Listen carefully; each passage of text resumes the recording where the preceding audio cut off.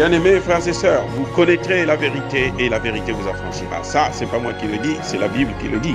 Mais moi, je vous dis mieux. Vous connaîtrez la vérité historique, notamment celle de vos ancêtres kémites, et vous aurez une vision globale de ce que c'est que la vraie souveraineté politique. J'ajoute, vous reviendrez à la spiritualité africaine ancestrale et vous comprendrez les enjeux de l'indépendance économique. Et pour terminer, vous accepterez votre identité culturelle kémite et vous obtiendrez deux choses. La première, c'est la paix. La seconde, c'est le développement, à une condition. L'unité de toute l'Afrique noire, l'unité de tous les Noirs du monde entier. Otep à tous, bienvenue sur la chaîne des panafricanistes par essence, par conviction et par excellence. Celle des citoyens kémites par nécessité et obligation de combat. Nous sommes une chaîne qui n'est guidée que par nos ancêtres et rien que par les ancêtres qui appartiennent à l'égrégore du monde noir. Par conséquent, nous ne croyons en aucun Dieu venu de l'étranger. Toutefois, cette vidéo n'est aucunement destinée à inciter à la haine ou à la violence, car nous menons un combat qui est d'abord et avant tout spirituel, intellectuel et démocratique. Ensuite, il est politique, géopolitique et géostratégique, contre l'impérialisme, le colonialisme, le néocolonialisme et l'endocolonat, qui sont tous qualifiés de crimes contre l'humanité. Nous menons ce combat sur la base du principe fondamental que nous avons hérité de nos ancêtres kémites, qui est celui de la Mahat, c'est-à-dire solidarité, vérité et justice. Vous êtes donc en droit de connaître la vérité et nous avons l'obligation de vous dire la vérité, rien que la vérité, afin que justice soit rendue au continent africain. Et ça, c'est notre modeste contribution dans cette noble lutte en faveur de la souveraineté, la dignité, la solidarité et l'unité africaine. C'est exactement ça que nous appelons le panafricanisme. Bien-aimés frères et sœurs, l'ancien président burkinabé, le lieutenant-colonel Henri-Paul Damiba, est sorti de ce réserve. Il parle. Il parle pour dire quoi? Pour faire la récitation. La récitation du texte de la France-Afrique. J'ai trouvé un homme amaigri, par souci du pouvoir qu'il a perdu, mais qui a été travaillé. On lui a donné des cours pour venir réciter devant les caméras de la France-Afrique, c'est-à-dire RFI, encore comme d'habitude, puisque c'est là-bas où ce sont eux qui l'ont formé, ce sont eux qui l'ont préparé. Mais il n'a pas bien appris ses leçons, parce que M. Damiba a été en contradiction et il a complètement déplacé le sujet.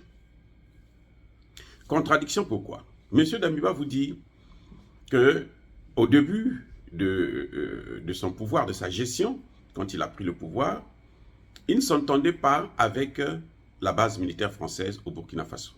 Il y avait un défaut de communication. Les Français ne voulaient pas intervenir, ne voulaient pas l'assister, parce que les Français étaient là pour intervenir au Mali. Question. Pourquoi quand ils ont quitté le Mali, ils n'ont pas quitté aussi le Burkina Faso? Pourquoi ils sont restés? Puisqu'ils étaient là pour le Mali. Il fallait qu'ils partent. Ça allait de soi, puisqu'ils ne sont pas là pour le Burkina Faso. Donc il fallait qu'ils partent. Surtout qu'ils ne veulent pas aider un gouvernement établi dans ce pays. Vous voyez, donc, M. Damiba, il avait vraiment mal appris sa leçon. Et le journaliste, voulant qu'il dise ce qu'on lui a appris à dire, eh ben, l'a forcé et monsieur va finalement conclure en disant que à la fin, les choses ont commencé à marcher. On a commencé à travailler ensemble avec les forces françaises. Mais Damiba ne vous dit pas qu'au fur et à mesure que les Français étaient là, la situation ne faisait que s'aggraver. C'est-à-dire qu'on est arrivé à près de 60% du territoire qui était occupé par les terroristes. Lui, il ne parle même pas de terroristes. Voilà encore l'autre imbécilité de ce monsieur. Il ne parle pas de terroristes. Là, il épouse carrément la thèse de Luc Alade. Eh oui, c'est-à-dire que quand vous l'entendez parler, vous avez l'impression que c'est l'ambassadeur français, le gouverneur français au Burkina Faso, M. Luc Alade, qui est en train de parler. Il dit le problème du Burkina Faso, ce n'est pas avec les terroristes. Ben, c'est une folie. Encore un autre malade. Il dit ce n'est pas avec les terroristes. Le problème français, burkinabé, c'est un problème interne. ce sont les communautés burkinabées qui se battent. Ce sont les communautés burkinabées qui entraînent le chaos qu'il y a. Quel est l'objectif de ces populations? Aucun. Vous savez, au Mali encore, les Français avaient pu manipuler les tribus Azawad pour leur demander l'autonomie d'une partie du territoire. Comme ça, ils vont faire un État que eux, les Français, vont contrôler. Mais au Burkina Faso, il n'y a même pas ça. Hein. Ah oui, je ne sais pas si vous le savez. Au Burkina Faso, il n'y a même pas une revendication de ces groupes terroristes. Ils ne disent pas que non, nous on veut une partie du Burkina Faso. Non. Parce que eux, c'était le Mali qu'ils voulaient. Le nord du Mali. Et à partir du nord du Mali, ils pourraient contrôler toute la zone, y compris le Burkina Faso et le Niger. Donc, M. Damiba vous dit, non, c'est un problème communautaire. En fait, il n'a pas voulu reprendre le terme de Luc Alad, de dire que c'est une guerre civile.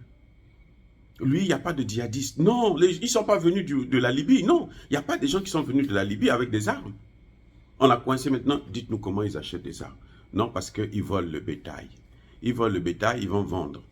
Maintenant, ils volent comment vous appelez ça là, l'or, et puis ils vont vendre. Mais ce type est complètement dingue. Ils volent le bétail. Ah bon, ok.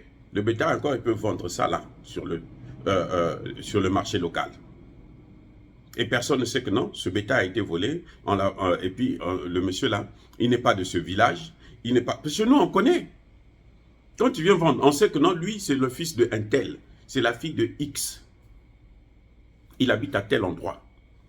On connaît le nom de ton père, de ta mère, de ta grand-mère, ton grand-père et tout le monde. Donc, tu ne peux pas venir vendre un bétail volé sans que les gens ne se rendent compte. Surtout si c'est pour acheter des armes. Parce que là, il faut voler beaucoup de bétail. Il faut les voler par centaines, par milliers. Pour pouvoir acheter les armes qu'ils utilisent, les motos, les voitures, les ceci. Et lui dit, maintenant, non, vous savez, il n'y a pas que le bétail, il y a aussi l'or. Ils exploitent l'or et puis ils vont vendre. Ils vont vendre l'or à qui? Vous savez, le marché de l'or là, hein, les prix là, les prix sont évalués depuis Londres.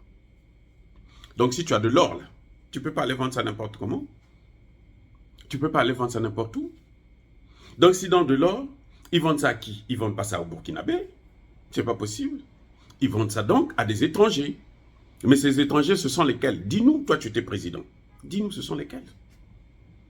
Vous savez, ce monsieur, il m'a déçu. Encore, il a perdu le pouvoir, ça se comprend. Mais là, il a déçu, c'est dit que il est malhonnête, il est menteur, c'est vraiment un France-Africain. Vraiment un France-Africain. Il fait partie vraiment de l'empire du mensonge. Vraiment l'empire du mensonge. Pour lui, le problème, ce n'est pas combattre les djihadistes. Non. Le problème, c'est faire la paix entre les communautés. Mais toutes ces communautés-là se plaignent. Quand on a volé les femmes, là, les femmes qu'ils avaient kidnappées, là, parmi les kidnappeurs, il y avait même des Français, de la Légion d'honneur, de la Légion étrangère, ou les gens criminels, ou les gens mercenaires. Quand on a volé ces femmes, est-ce que le monsieur Damiba pouvait nous dire, ils sont de quelle nationalité, de quelle tribu? Non, ce n'est pas un problème de tribu. C'est-à-dire que ça, c'est le langage occidental. On veut nous faire croire que dans nos pays, il n'y a pas eu le problème de la Libye. Il n'y a pas eu la Libye. Alors que Emmanuel Macron, le maître de Damiba, a bien précisé, lors de son premier mandat, quand il venait d'arriver en 2017, il dit que nous avons intervenu en Libye. C'était une erreur, parce que ça a créé des États faillis dans la sous-région. Ça, c'est Emmanuel Macron qui parle. Emmanuel Macron sait que ça vient de la Libye. Lui, Damiba, qui a été président au Burkina Faso, il pense que c'est un problème interne. Il n'a même pas prononcé le problème de terrorisme. Oui, il n'y a pas de terrorisme au Burkina Faso. Hein. Je ne sais pas si vous le savez, il n'y a pas de terrorisme. Selon Damiba, bien sûr, il n'y en a pas. Ces mecs lui ont dit non, il n'y a pas de terrorisme. Et il dit, il ne faut pas chasser les Français. Avant de chasser les Français, il faut d'abord s'appuyer sur quelqu'un d'autre. Il faut d'abord avoir un autre maître. Donc pour lui, quitter la France pour aller travailler avec les Russes, les Chinois et autres, c'est changer de maître. En d'autres termes, c'est ça qu'ils voulaient nous faire croire. Mais c'est une folie, les gars. C'est-à-dire que si ce type-là n'est pas fou, c'est qu'il a un problème. Eh oui. On lui pose la question de savoir, est-ce que lui, il apprécie le fait qu'on préfère travailler avec les Russes? Lui dit non, il faut travailler avec tout le monde. Il ne faut pas lâcher les Français parce qu'ils sont toujours là. Ils sont bien avec nous. Parce que nous, on a confiance en eux. On est assis sur eux.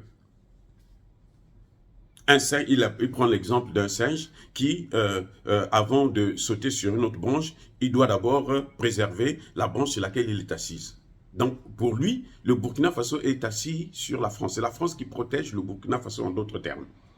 Mais c'est faux. C'est la France qui est à l'origine des problèmes du Burkina Faso. Depuis la nuit des temps.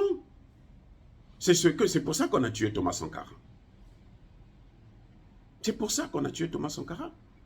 Donc lui croyait que le problème du Burkina Faso, c'était de faire revenir Blaise Compaoré au Burkina Faso. Donc quand il a fait venir Blaise Compaoré au Burkina Faso, pour lui c'était la réconciliation et puis il n'y aurait plus de problème. Mais c'est faux.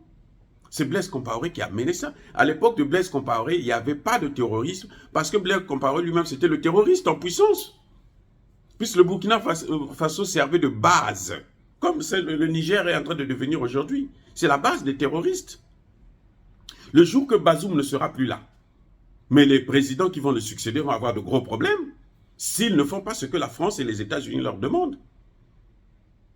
Donc, M. Damiba, en tout cas, il a pris le temps pour étudier ce cours, mais je crois qu'il faut qu'il reparte encore à la même école pour aller apprendre mieux, parce qu'il récite ce qu'il ne comprend même pas, ce qu'il ne connaît même pas.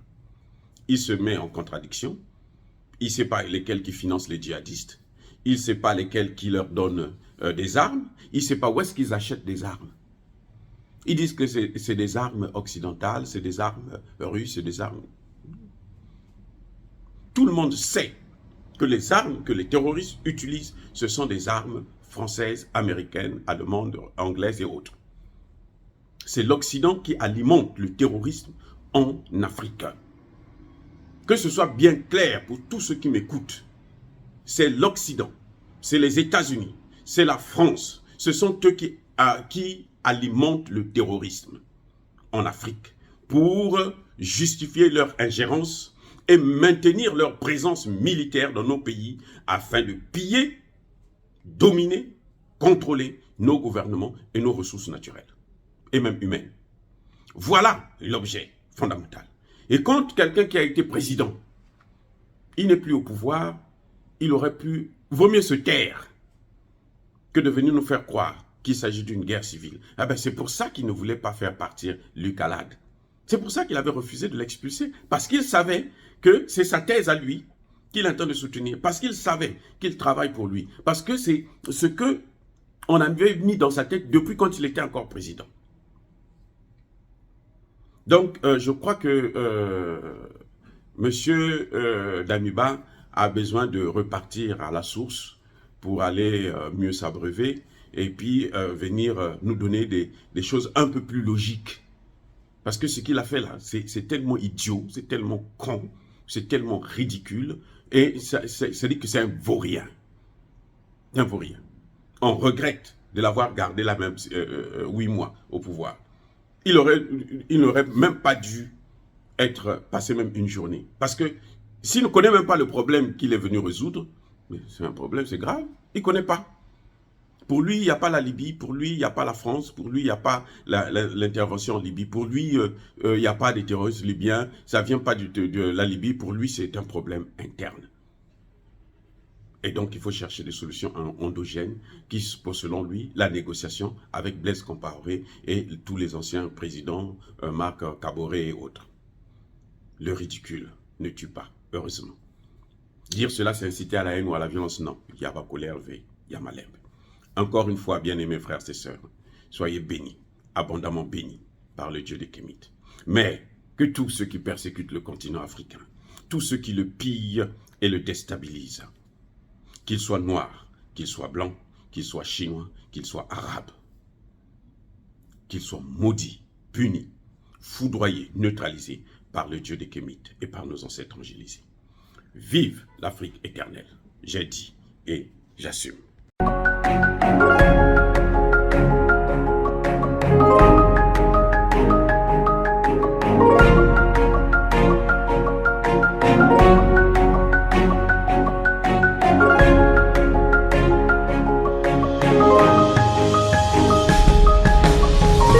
Eux, ils marchent par la foi et non par la vue.